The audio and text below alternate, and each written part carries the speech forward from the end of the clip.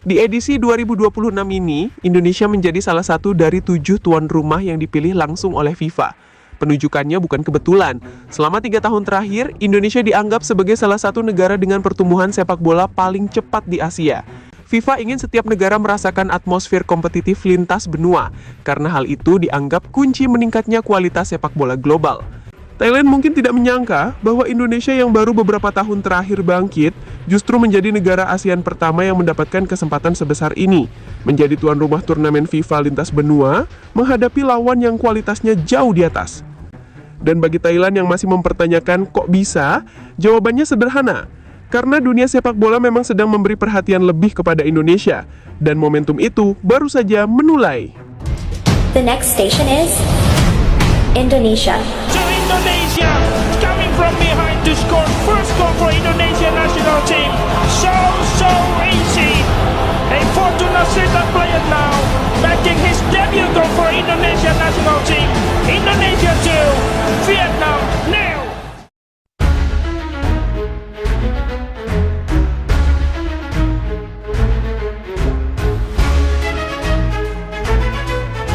FIFA Series 2026 akhirnya resmi mengumumkan pembagian grupnya. Untuk pertama kalinya dalam sejarah, Indonesia masuk ke panggung ini bukan sebagai peserta tamu, tapi sebagai tuan rumah langsung yang ditunjuk FIFA. Momen ini menjadi salah satu tonggak penting sepak bola nasional, karena FIFA Series adalah turnamen 2 tahunan resmi yang dirancang untuk mempertemukan negara-negara dari benua berbeda dalam pertandingan yang punya bobot ranking tinggi. Turnamen ini pertama kali digelar pada 2024. Saat itu, banyak negara masih meraba-raba formatnya.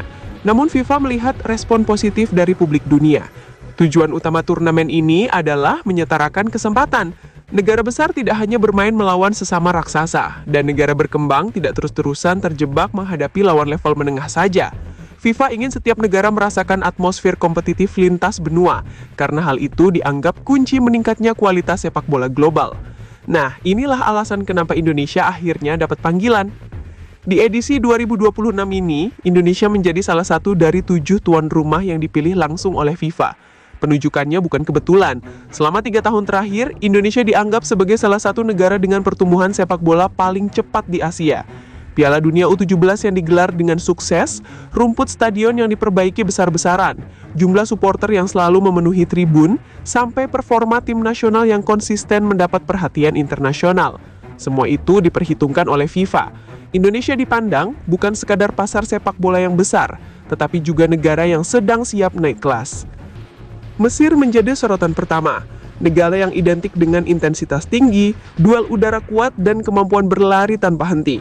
Mesir punya sejarah panjang di Afrika, dan selalu menjadi lawan yang berat di level internasional. Mereka membawa pengalaman, mental, dan kecepatan permainan yang sulit ditandingi.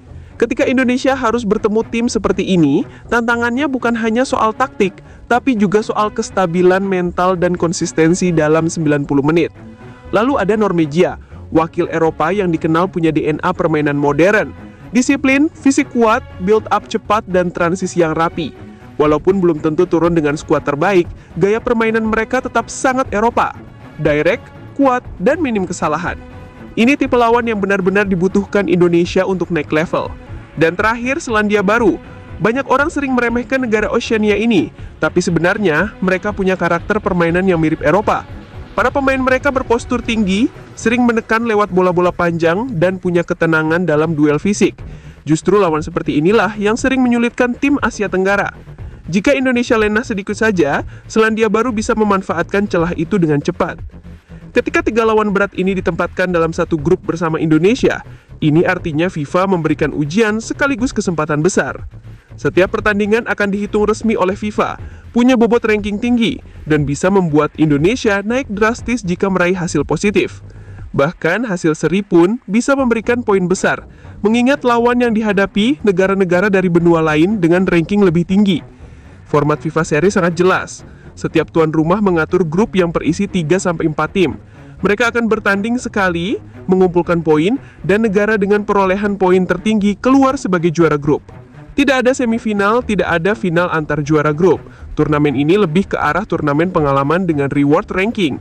Dan karena Indonesia adalah tuan rumah, ini jadi kesempatan terbaik untuk memaksimalkan dukungan publik dan atmosfer stadion. Di tengah euforia publik Indonesia, ada satu reaksi yang mencuri perhatian, yaitu reaksi Thailand.